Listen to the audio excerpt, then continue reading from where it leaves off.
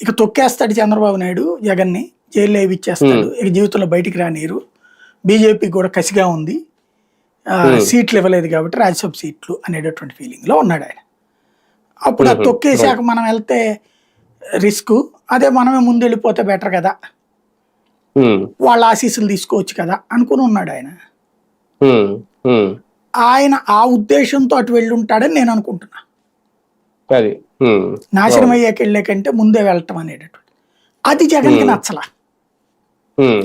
ఇప్పుడు ఉన్న సెట్లో 2/3 మాకు పంపించేయమని చెప్పి బీజేపీ అడిగింది అన్నటువంటిది ఒక వాదన ఉంది ఢిల్లీలో. త్రూ విజయసాయి రెడ్డి ద్వారానే కబురు చేసిందని. ఆ మాట విజయసాయి రెడ్డి వెళ్ళి జగన్ దగ్గర చెప్తే, ఏందన్నా మనం ఇచ్చేది, ఇప్పుడు మనకు వాళ్ళు అండగా నిలబడాలి కానీ ఇంకోటి అది కూడా లేకపోతే మనల్ని అసలు బట్టర్ ఇచ్చుకోరు, అక్కడ లైట్ తీసుకోండి అని చెప్పారని.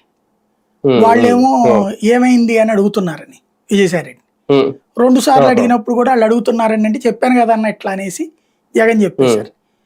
చివరికి వాళ్ళు అర్థం చేసుకుని మేము చూసుకుంటాం లేక నువ్వు వదిలేసే అన్నారని. ఆ తర్వాత రాజీనామాలు బిగినాయని.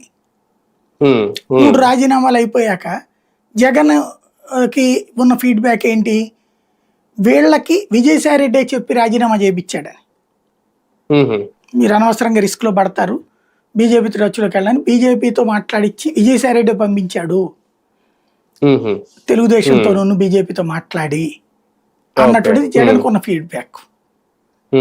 విజయసాయి రెడ్డి ఏంటి, జగన్ కి ఎట్లాగో ఆ ఫీడ్బ్యాక్ ఫీలింగ్ అయిపోయింది, వాస్తవంగా దాంతో నాకు సంబంధం లేదు, కానీ జగన్ అట్లా